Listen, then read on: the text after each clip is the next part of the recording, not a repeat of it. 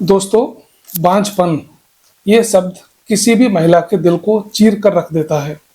माँ बनने की चाहत हर स्त्री के जीवन की सबसे गहरी भावनाओं में से एक होती है, लेकिन कई बार शरीर की कुछ छुपी हुई बीमारियां इस सपने को पूरा होने से रोक देती हैं।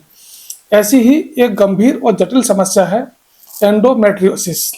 यह सिर्फ एक बीमारी नहीं है, बल्कि महिलाओं के जीवन की दिनचर्या, उनके रिश्ते, उनकी भावनाओं और सबसे बढ़कर उनकी मातृत्व क्षमता को प्रभावित करती है। आज हम विस्तार से समझेंगे एंडोमेट्रियोसिस क्या है, यह कैसे महिला की प्रजनन क्षमता को प्रभावित करता है, इसके लक्षण, कारण और खतरे क्या क्या होते हैं, इसका इलाज और बचाव कैसे किया जा सकता है। सबसे पहले हम बात करते हैं एंडोमेट्रियोसिस आखिर होता क्या है। महिला की गर्भाशय की अंदरूनी परत को एंडोमेट्रियम कहते हैं। हर माह मासिक चक्र यानी मेंस्ट्रुअल साइकिल के दौरान यह परत मोटी होती है। यदि गर्भ धारण नहीं होता तो यह परत टूटकर ब्लीडिंग के रूप में बाहर निकल जाती है। लेकिन एंडोमेट्रियोसिस में यह टिश्यू गर्भाशय के बाहर बढ़ने लगता है, जिससे अंडाशय, फैलोपियन ट्यूब, पेट की दीवार, यह असामान्य टिश्यू भी मासिक धर्म के चक्र के अनुसार खून बहाने की कोशिश करता है, लेकिन बाहर नहीं निकल पाता।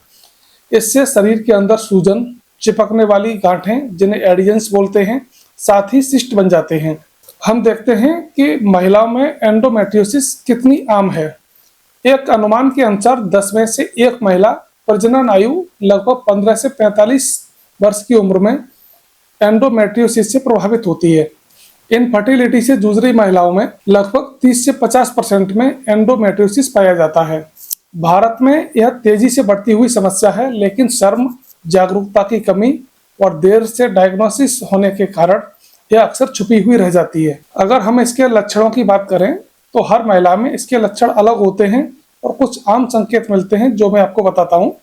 तेज और असहनीय पीरियड का पेन, लगातार पेल्विक पेन होना, हैवी ब्लीडिंग होना या इरेगुलर पीरियड होना, थकान और कमजोरी, कभी कभी पेट फूलता है या कब्ज होती है या फिर दस्त होते हैं। और सबसे बड़ा इसका लक्षण होता है गर्भ धारण में कठिनाई यानी कि इनफर्टिलिटी। अब हम समझते हैं कि एंडोमेट्रियोसिस महिलाओं में इनफर्टिलिटी का कारण कैसे बनता है।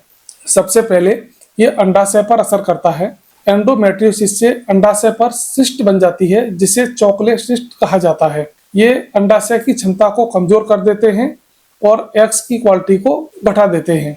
ये फैलोपियन ट्यूब पर भी असर करता है, जिससे सूजन और एडिजेंस बन जाते हैं, जिससे ट्यूब ब्लॉक हो जाती है। इससे अंडाणु और शुक्राणु का मिलन कठिन हो जाता है। गर्भाशय की अंदरूनी वातावरण में बदलाव हो जाता है। एंडोमेट्रियोसिस से यूट्रस की परत यानी एंडोमेट्रियम असामान्य हो जाती है और फर्टिलाइज एग गर्भाशय में चिपक नहीं पाता। साथ ही हार्मोनल असंतुलन होता है। यह बीमारी एंड्रोजन और प्रोजेस्टेरोन जैसे हार्मोन के संतुलन को बिगाड़ देती है। ओवुलेशन और इम्प्लांटेशन की प्रक्रिया काफी प्रभावित होती है। यही कारण है एंडोमेट्रियोसिस महिलाओं में बांझपन की एक प्रमुख वजह मानी जाती है। अब सवाल है कि यह बीमारी क्यों होती है। इसके कारण अभी तक पूरी तरह से स्पष्ट नहीं है, लेकिन कुछ संभावनाएं होती हैं, जैसे रेट्रोग्रेड मेंस्ट्रुएशन साइकिल, पीरियड का रक्त गर्भाशय से बाहर फैलोपियन ट्यूब और पेल्विक कैविटी में चला जाता है। कुछ जेनेटिक कारण होते हैं। महिलाओं में अगर यह बीमारी है तो उनके बच्चों में भी रिस्क फैक्टर बढ़ जाते हैं। हार्मोनल इम्बैलेंस होता है। एस्ट्रोजन हार्मोन की अधिकता एंडोमेट्रियल टिश्यू को असामान्य रूप से बढ़ाती है। कमजोर इम्यून सिस्टम की वजह से शरीर उन असामान्य टिश्यू को खत्म नहीं कर पाता। वो सर्जिकल कारण होते हैं। सिजेरियन डिलीवरी या यूट्राइन सर्जरी के बाद एंडोमेट्रियल टिश्यू बाहर फैल सकता है। अगर इसके खतरे की बात करें तो यह सिर्फ इनफर्टिलिटी तक सीमित नहीं है। इसके कई और गंभीर खतरे भी होते हैं, जैसे कि लगातार और असहनीय दर्द से जीवन की गुणवत्ता का बिगड़ना, बार बार अस्पताल और दवाइयों पर डिपेंड होना। इसमें सर्जरी की भी जरूरत पड़ जाती है अगर बहुत बड़ी सिस्ट हो जाए। मानसिक तनाव, अवसाद और रिश्तों में दरार तक आ जाती है। दुर्लभ मामलों में कैंसर का खतरा होता है, जिसे ओवेरियन कैंसर कहा जाता है। सही डायग्नोसिस में अक्सर समय लगता है। सामान्य जांचें अगर आपको करानी है तो इसमें अल्ट्रासाउंड करा के देख सकते हैं, MRI स्कैन करा के देख सकते हैं। साथ ही लेप्रोस्कोपी सबसे सटीक जांच होती है, जिसमें पेट के अंदर कैमरे से देखा जाता है। अब हम बात करते हैं कि एंडोमेट्रियोसिस का इलाज क्या हो सकता है। अगर हम इसके इलाज की बात करें तो दवाइयों में दर्द कम करने के लिए पेन किलर दी जाती हैं, हार्मोनल थेरेपी दी जाती है। सर्जरी की बात करें तो लेप्रोस्कोपिक सर्जरी से सिस्ट और टिश्यू को हटाया जाता है। कई गंभीर मामलों में गर्भाशय को बाहर भी निकाला जाता है, लेकिन ये अंतिम विकल्प होता है। यदि कोई महिला मां बनना चाहती है तो इसमें आईवीएफ तकनीकी को प्रभावित माना जाता है और आज के समय में पंचकर्म विधि से भी इसमें काफ़ी अच्छे प्रभाव मिलने लगे हैं। अगर लाइफस्टाइल मैनेजमेंट की बात करें तो संतुलित आहार, योग, प्राणायाम और तनाव को कम करना, कैफीन और अल्कोहल से परहेज करना, आहार और जीवन शैली आपको बदलनी पड़ेगी।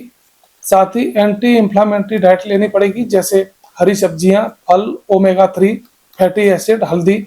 साथ ही फाइबर युक्त भोजन करना है, साबुत अनाज दालें, लो फैट डेयरी प्रोडक्ट का प्रयोग करना है, नियमित योग और हल्की कसरत भी करनी है। एंडोमेट्रियोसिस एक जटिल और दर्दनाक बीमारी है। यह महिला की शारीरिक और मानसिक दोनों सेहत को प्रभावित करती है, लेकिन सबसे बड़ी चुनौती तब होती है जब यह बीमारी महिला की मां बनने की क्षमता को प्रभावित करती है। फिर भी आधुनिक चिकित्सा विज्ञान, सही डायग्नोसिस और आईवीएफ तथा पंचकर्म जैसी तकनीकी ने आज लाखों महिलाओं को मां बनने की खुशी दी है। जरूरी है लक्षणों को नज़रअंदाज ना करें, समय पर जांच कराएं और विशेषज्ञ से सलाह लें। याद रखिए, हर कठिनाई का हल है।